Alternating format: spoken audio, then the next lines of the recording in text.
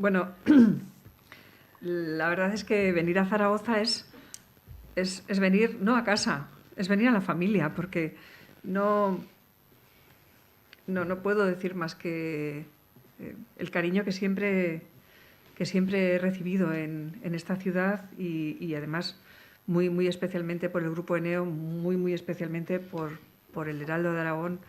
Así que, bueno, emoción siempre de venir aquí porque donde a uno le apoyan tanto y le quieren tanto, pues da mucha emoción y da más ganas de seguir trabajando. Así que muy agradecida y tan agradecida como si me lo mereciera. Te lo mereces mucho. O sea que muy agradecida. Todo es poco.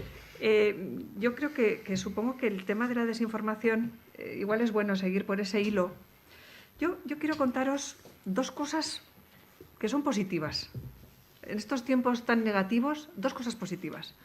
Efectivamente, la Rusia de Putin es la Rusia que fomenta junto a sus socios geoestratégicos, que son Venezuela, Cuba, Irán, ese eje populista que dices, uy, qué extraño, ¿no? Porque aparentemente tienen unas ideas muy distintas, pero tienen un elemento común, que es el ataque a las democracias liberales. Y se unen por el criterio de los amigos de mis amigos son mis amigos, o los enemigos de mis amigos son mis enemigos. Por eso se entienden muchos votos del Parlamento.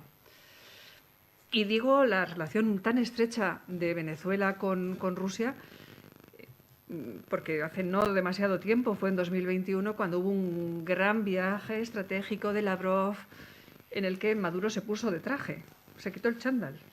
Y bueno, era algo mucho más, que iba mucho más allá de lo económico. Y en este momento, justamente también esos movimientos de Estados Unidos para intentar romper el eje, yo creo que tienen que ver con que bueno, pues todo lo que se pueda aislar en este momento a la Rusia de Putin es positivo, incluso con socios que también tienen lo suyo. Debo entender, yo simplemente lo interpreto. Pero dos noticias muy positivas. Efectivamente, el mundo industrial de generar desinformación es un copyright muy en este momento de esa Rusia de Putin que hereda las claves del trabajo de desinformación de los servicios secretos de la KGB y que no dejan de ejercer ese trabajo y de pensar nuevas oportunidades de negocio porque se especializan mucho en ese nicho que da oportunidades a medio plazo. La desestabilización de Europa es en parte algo que tiene que ver con una especie de orgullo herido que el mundo de los oligarcas, que el mundo de la KGB siente en sus propias carnes y por otra parte una posibilidad geoestratégica, una posibilidad de poder actuar en el mundo, de tener muchas más oportunidades desde el punto de vista de los intereses de esa oligarquía, porque ya hemos visto que actúan ya sin ningún tipo de límite en cuanto a la censura o al control de la ciudadanía. Han ido quitando límites hasta llegar a una situación que ya no es ni tan siquiera una democracia, es un régimen totalitario puro y duro. Las buenas noticias son que en el caso de la invasión de Ucrania, la desinformación les ha salido mal. El mundo, o sea, la opinión pública mundial, prácticamente no ha creído ni una sola de las palabras de Putin.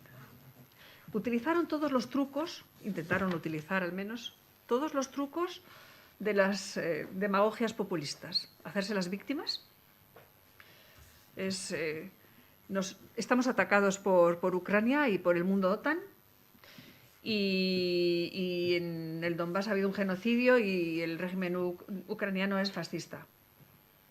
No les ha creído nadie. Y es algo que no esperaban. O sea, en un mundo en el que ellos han manejado durante años la preparación de nichos de ciudadanos, que en palabras de Javier Lesaca, ya hace muchos años, Javier Lesaca es uno de los expertos que hace un estudio específico de las redes sociales y de desinformación en cartografía del odio, que yo aconsejo, me parece que es de lo mejor que tiene cartografía, que tiene varios estudios dentro de cartografía, dentro de la base de datos. hay también estudios cualitativos, y este es extraordinario. Hace muchos años, él, que era un experto en el mundo del ISIS, en el mundo de la radicalización yihadista, y por tanto pues estaba rastreando, nos dijo un día, informalmente, nos dijo: he encontrado algo muy extraño, y es que hay unas teorías conspiracionistas que tienen que ver con la ciencia y que tienen que ver con elementos de validez, con fuentes de validez. Y, bueno, no están desarrolladas, pero me llama la atención porque es como si estuvieran cultivando. Era un barbecho. Estaban detectando nichos de personas crédulas, porque una vez que alguien no cree en la validez de la ciencia, todo lo demás es sencillísimo de ser introducido, desde el terraplanismo hasta lo que uno quiera. Y de hecho, ese tipo de nichos suelen trabajar consecutivamente distintas cosas. En su momento ha sido la pandemia, cuando la Unión Europea reaccionó muy correctamente, lo abandonaron para otras cosas, y ahora están en el tema ruso, pero no les están siguiendo. Eso es la primera buena noticia. Y la segunda, esto os va a gustar también, en el Parlamento Europeo, bueno, hay partidos políticos que tienen más tintes populistas, aunque en este tiempo de redes sociales los rasgos populistas pueden darse en partidos no populistas, coyunturalmente, porque saca mucho crédito. O sea que aquí, y como electoralmente no suele ir mal, no sé yo de líderes políticos que no utilicen algún elemento populista. Pero hay partidos que sí que lo trabajan muy específicamente y que es su manera de intentar alcanzar el poder, o que una vez en el poder, pues que lo utilizan más. De hecho, nosotros, los españoles, hemos conocido nacionalpopulismo y no lo habíamos detectado. Nacionalpopulismo en el País Vasco y en Cataluña, y de tipo además bastante agresivo. Y no lo habíamos detectado porque la desinformación avant la lettre era muy buena. Han tenido que pasar muchas cosas para que nos demos cuenta de que en nuestro país el nacionalpopulismo estaba moviendo las cuadernas vías de nuestra estructura institucional. Y sigue haciéndole daño, pues porque tiene un valor de cambio político. Pero la segunda buenísima noticia es que los partidos más acostumbrados a un cultivo intensivo del populismo, a ese tipo de juego, que en una sola frase pueden ir muchas mentiras dentro de una preocupación general, que puede ser muy compartida, y dentro de algún elemento, que puede ser verdad o medio verdad, se han desinflado muchísimo en el tema ruso en el Parlamento Europeo. No. Es que la mayoría de las personas que hace 3 años, de los diputados que hace 3 años podían hablar sobre ciertas cosas, apoyando ciertas tendencias de corrientes autocráticas, se han bajado. En los votos de la resolución sobre Rusia y la Unión Europea de antes de la invasión, hace 2 meses y pico, o en el informe de desinformación que acabamos de votar hace 10 días, prácticamente, o no han pedido la palabra en el plenario, cosa muy interesante, y luego en el voto ha habido abstenciones y ha habido muchos disimulos.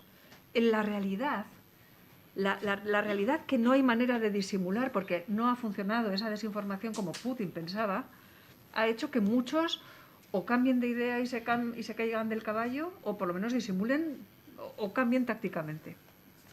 Y esto es muy interesante. ¿Quiénes han quedado, desde el punto de vista de los españoles, quiénes han quedado, digamos, más retratados? Pues la parte de Izquierda Unida en Podemos, porque la otra parte se ha abstenido en los votos que ha habido un poco significativos. El Mundo de Bildu, estos son incombustibles al desaliento. Y los secesionistas fugados. El resto del grupo, que normalmente puede, en amplio espectro, como tú has dicho, ha desaparecido del mapa.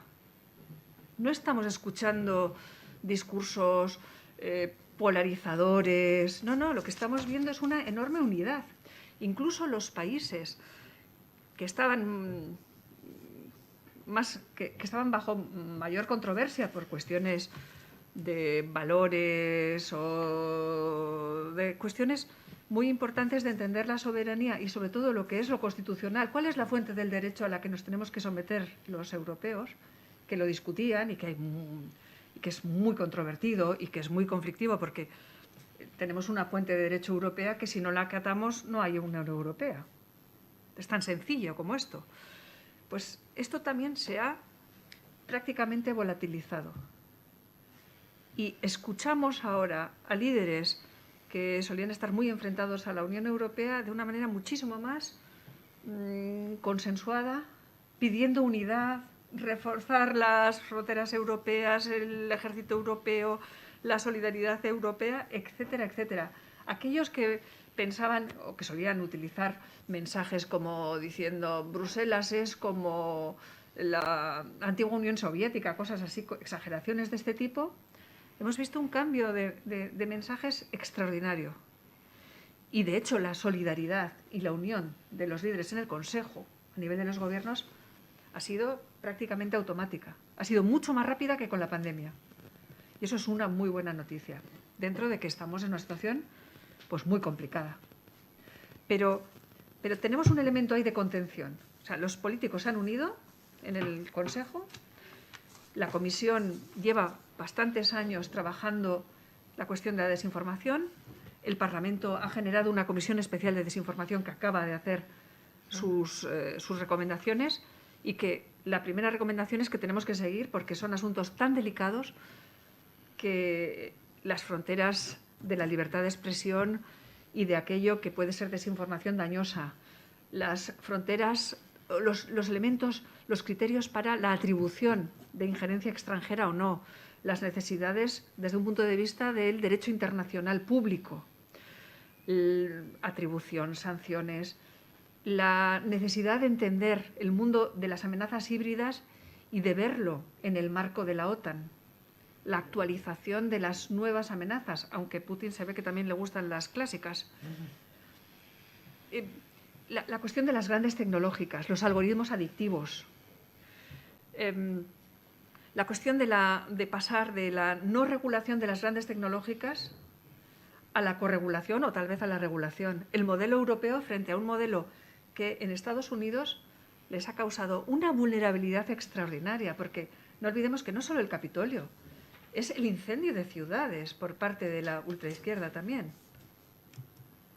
Que en Estados Unidos la polarización y la debilidad de la propia sociedad lleva bastantes años y hay esa propaganda que Javier Lesaca detecta en el informe que indico en Cartografía del Odio. El elemento clave, o sea, el mismo producto es utilizado por unos extremistas y por otros extremistas, porque el elemento central es atacar las democracias, porque las democracias se pierden en el cerebro de las personas. La democracia está en nuestro corazón y en nuestra cabeza. Si nosotros empezamos a pensar que el que no piensa exactamente como nosotros es un traidor, es un enemigo o una persona hacia la que se puede sentir hostilidad, la democracia se ha muerto. Y eso, como en Estados Unidos, por el tipo un poco libertario de constitución que ellos idearon, que no estaba pensada para estos tiempos, ¿verdad? La libertad de expresión es tan amplia que se puede mentir y no pasa nada. Mentir en el sentido de que ha habido, imaginemos, un caso real. Uno de los ataques de un joven, bueno, pues que cogió unas armas, es fácil conseguir armas en Estados Unidos, que mató a un montón de compañeros de colegio y que generó una polémica nacional, una vez más, acerca del uso y la compra y el almacenamiento de armas por parte de la sociedad civil en Estados Unidos. Bueno, como esto polariza tantísimo a la sociedad norteamericana y a ciertos lobbies, hubo quien atacó a padres de víctimas de uno de esos colegios diciendo que era mentira. O sea, imaginemos la situación. Que nos digan que nuestros seres queridos asesinados no han sido asesinados, que nos estamos inventando. Decirlo en televisiones en horas de máxima audiencia con millones de personas que lo ven y que se lo creen, y cuando llega a un tribunal no pasa nada. Claro, es la libertad de expresión mal entendida. El modelo europeo pretende algo diferente, pero no podemos caer en la censura ginebrina. Y ojo, que se puede tener alma de censor desde cualquier ideología política, incluso desde la liberal. Yo he visto diputados que censurarían desde distintas corrientes ideológicas. De hecho, a veces me toca ser presidenta y ayer tuve que reñir a 2 diputados, porque una diputada, que encima es mi jefa, empezó pidió la palabra como si fuera una cuestión de turno, de orden del reglamento. Y le dije, como la conozco, le dije, ¿es para algo del reglamento?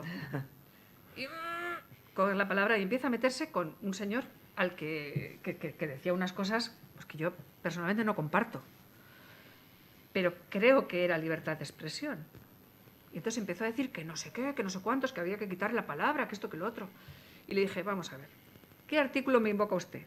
No sabe, ¿no? Bien, no se preocupe. Lo miraremos, si hay algún abuso, lo miraremos por el reglamento, la Secretaría y la Presidencia, y si hay algo, pues ya actuaremos. Pero ahora usted se calla. Y seguía, Y el otro se enfadó, claro. Y entonces primero nosotros le dije, se van ustedes a la calle, ustedes verán. Claro, cuando luego fui y le dije, vamos a chequear, se quedó así, estaba abusando. Tenía alma de censora. Claro, y eso puede pasar en cualquier grupo. Por eso hay que ser extraordinariamente finos a la hora de determinar qué es dañoso e ilegal y qué es dañoso pero no es ilegal. Lo que ese señor decía era bastante dañoso, he de decir. Pero yo no creo que fuera ilegal o que fuera contra el reglamento. Ante eso, lo que tenemos es que ser claros en la argumentación y mandar a la esquina aquello que tiene que estar en las esquinas. Aquello que en otros tiempos habríamos dicho, qué barbaridad está diciendo esta persona, pues tendría que estar en ese espacio. No puede. Aquello que es dañoso, que va mezclado con muchas mentiras, no debería de estar en el centro del espacio público, porque el centro del espacio público tiene que ser un espacio para consensuar soluciones a los problemas, porque problemas nuevos existen. Las instituciones están preparadas para resolver lo que ya tiene un protocolo, pero tenemos muchos problemas nuevos. La digitalización trae muchísimas necesidades de cambio y de solución de problemas. Incluso cómo reforzar los medios de comunicación, que son fundamentales en las democracias. Claro, son problemas nuevos. Si son problemas nuevos, necesitamos mucha gente para encontrar las respuestas y que haya una legitimidad en las respuestas y en esas mayorías. Porque si no solucionamos los problemas se multiplican. Y donde había uno, luego hay dos, 4, 16. No podemos perder tiempo, porque además los tiempos son tiempos de rapidez. O sea que es muy importante entender dónde está lo ilegal, dónde está lo dañoso, dónde está la parte de actuación social y dónde tiene que estar, únicamente dónde tiene que estar la actuación, digamos, judicial y los remedios. Bueno, digo remedios, una traducción del inglés. Sí. Es la manera de poder defenderse a aquel que piensa que realmente se le ha aplicado una sanción que no se merece y que tiene derecho a poder indicarlo, ¿no?